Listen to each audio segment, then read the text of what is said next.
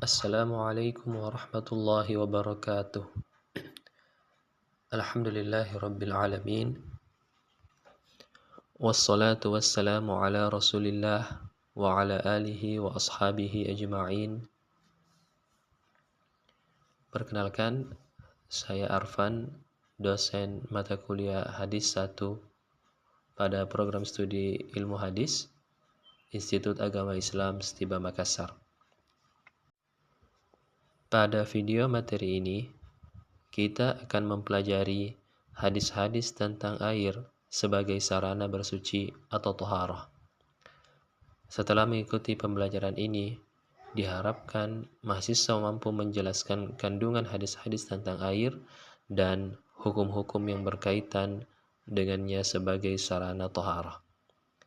Pembahasan ini dalam kitab Bulughul Maram terdapat pada kitab atau pembahasan toharah bab al-miyah atau jenis-jenis air pada pembahasan kesucian air untuk toharah.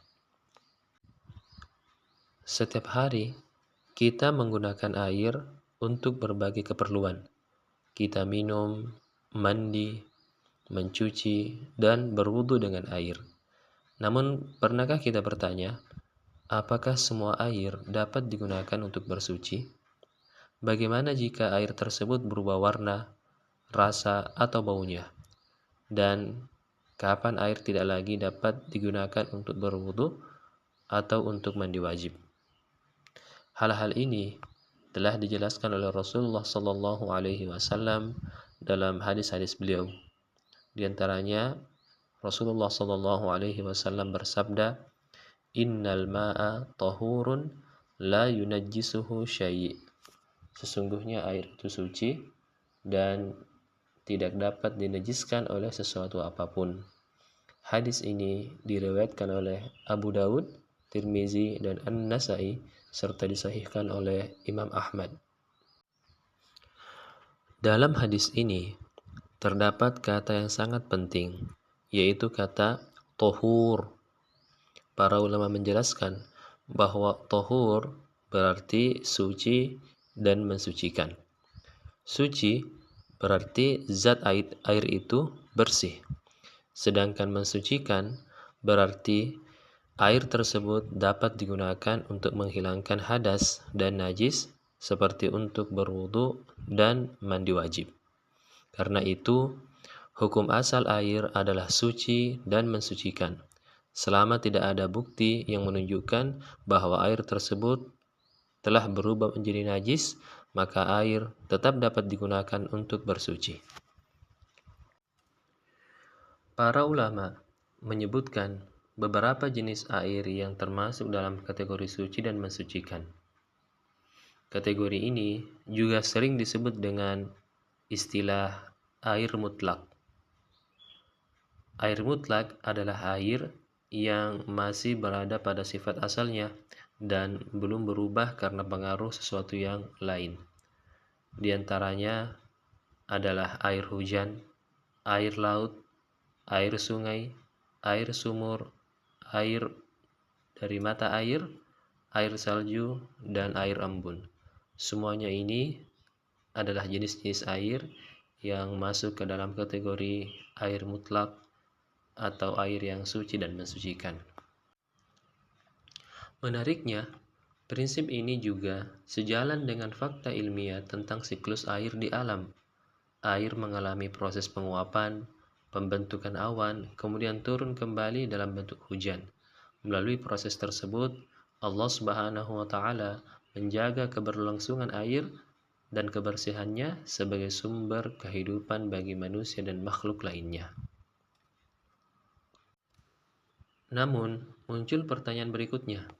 Jika hukum asal air adalah suci dan mensucikan, apakah berarti air tidak pernah menjadi najis?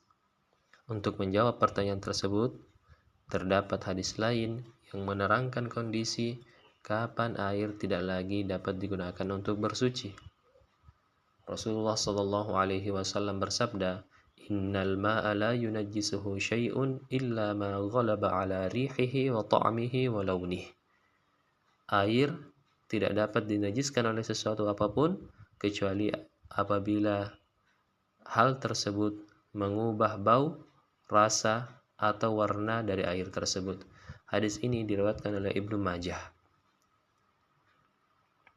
Berdasarkan penjelasan para ulama, apabila najis masuk ke dalam air dan mengubah salah satu dari tiga sifat tersebut, yaitu bau, rasa, atau warna, maka air telah dihukumi najis. Sekali lagi, hanya salah satu dari tiga sifat tersebut, bukan semuanya sekaligus. Jika salah satunya berubah karena najis, maka air tersebut sudah tidak dapat lagi digunakan untuk bersuci. Catatan penting lainnya, yang menjadikan air najis adalah ketika benda yang masuk ke dalam air tersebut memang adalah najis, seperti bangkai, kotoran hewan, dan lain-lain. Adapun jika benda yang mengenai air tersebut adalah benda yang pada dasarnya juga suci, seperti kayu, sabun, debu, dan yang semisalnya, selama hal-hal tersebut tidak mendominasi air, maka air tersebut tetap berstatus suci. Namun, pembahasan tentang air tidak berhenti sampai di situ.